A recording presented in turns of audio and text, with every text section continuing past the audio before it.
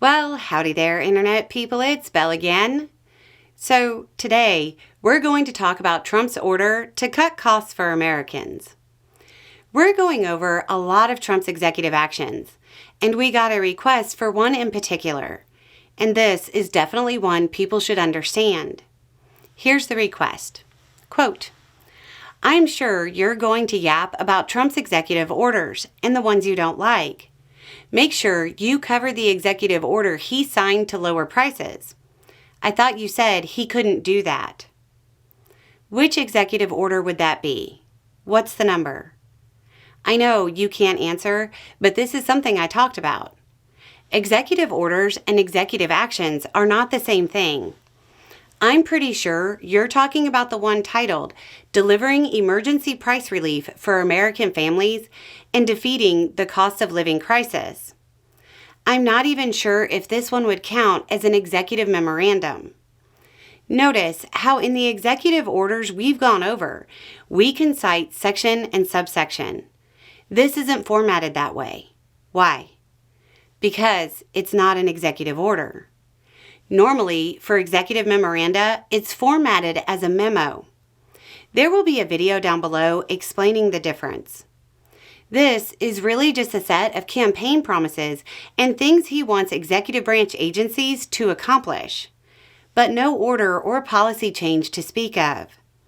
The only real effect is that, quote, within 30 days of the date of this memorandum, the Assistant to the President for Economic Policy shall report to me and every 30 days thereafter on the status of the implementation of this memorandum.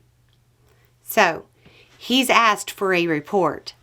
Other than that, the part that sounds good until you realize this is non-binding says, quote, I hereby order the heads of all executive departments and agencies to deliver emergency price relief, consistent with applicable law, to the American people and increase the prosperity of the American worker.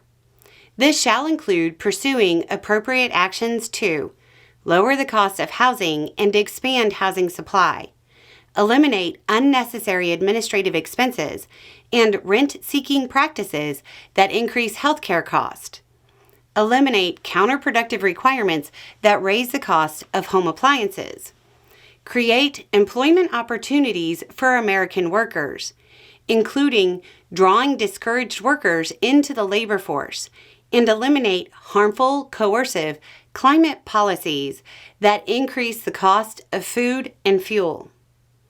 Again, that isn't binding.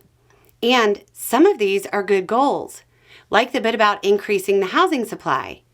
But a goal without steps to attain it isn't policy. It isn't even a plan. It's a wish.